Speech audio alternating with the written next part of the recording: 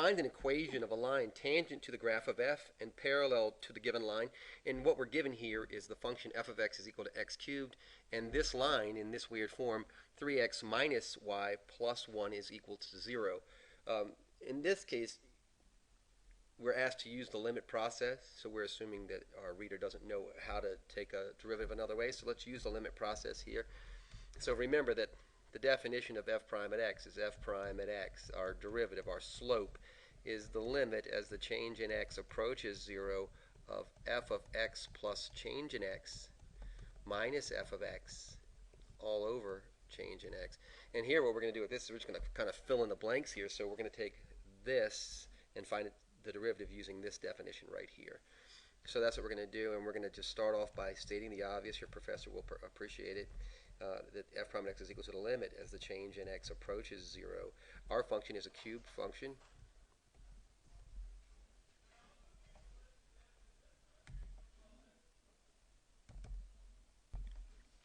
So then we'd have, right, we're going to put this in here, we'd have, right, our x plus change in x. It says here that we're going to cube that, so cubed, minus, right, f of x, and f of x is x cubed, isn't it? People ask me why I use these brackets here. It's because I habitually forget to take that out. So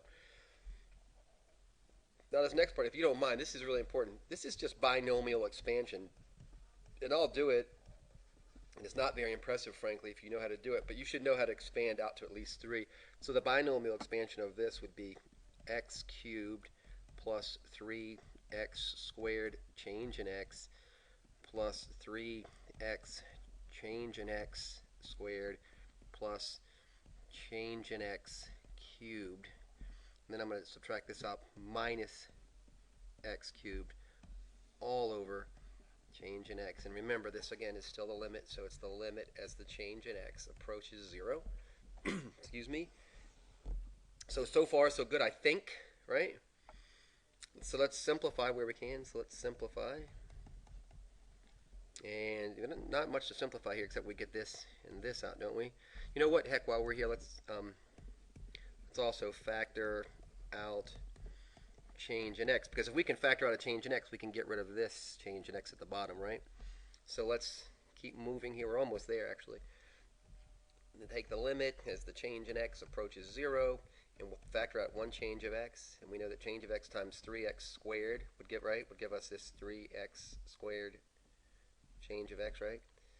Plus 3x change of x plus change of x squared. And in a minute you'll see all that crap goes for nothing anyway, but it all goes back over this change of x. And now we can finally, right, we can cancel this out, because change of x over change in x is 1, isn't it? Right? So now we have the limit as the change in x goes to 0 of 3x squared plus 3x change in x plus change in x squared. But what I'm going to do here, looking at this, I'm going to say, you know what, I'm going to actually evaluate the limit. So let's evaluate change in x equals 0. And wouldn't that look like that? This, it would look like 3x squared plus 3x times 0 plus 0 squared, right? And that would just give us our derivative, which is f prime at x is equal to 3x squared. And remember, derivative means slope. F prime at x means the slope of our function. Okay, so all of that crap seemed like a lot of stuff to do. If you remember, we were supposed to find a line that's tangent to the curve and parallel to this line, and the line that they gave us was this one, wasn't it? It was 3x minus y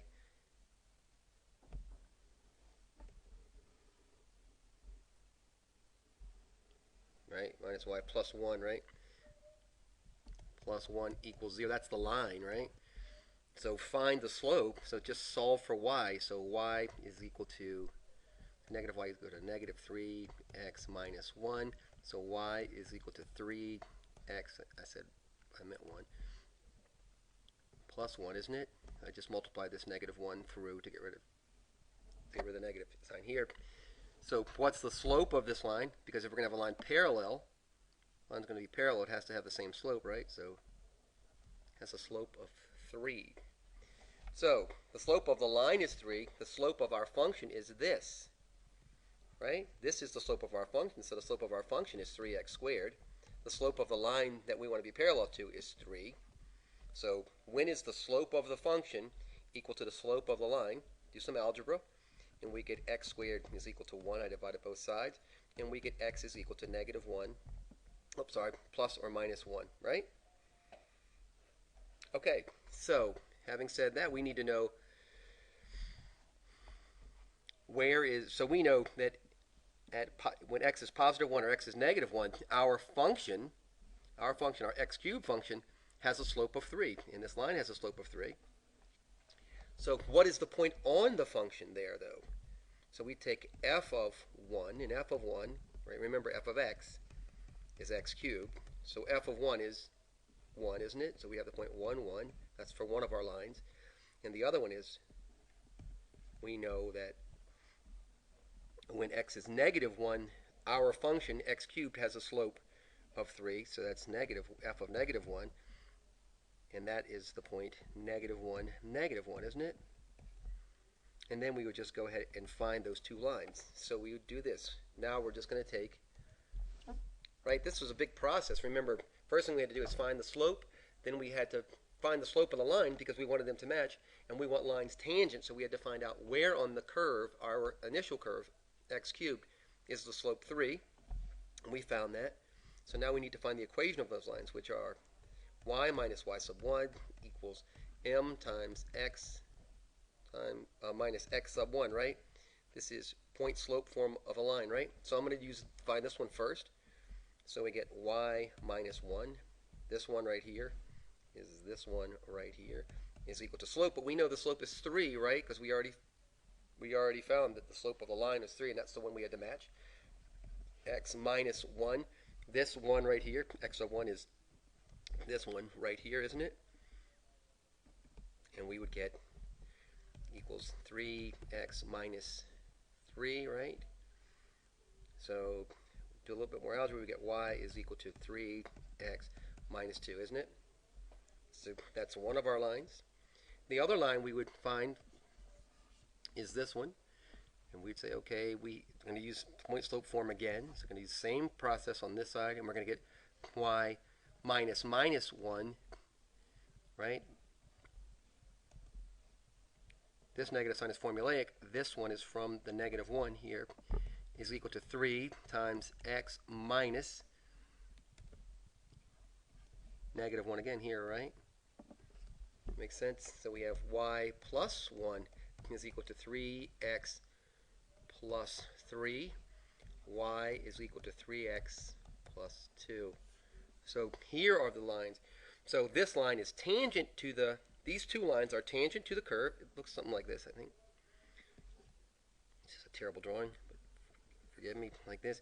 And we have this line that's tangent here, and a line that's tangent here. And those lines, and these two lines have the same slope as the line that we started with, and they're tangent to the curve. I'm going to do this video again, actually, right this second. I'm going to go over, I'm going to turn on my calculator, I'm going to do this video, and I'd show you how would I do this exact same problem on my calculator.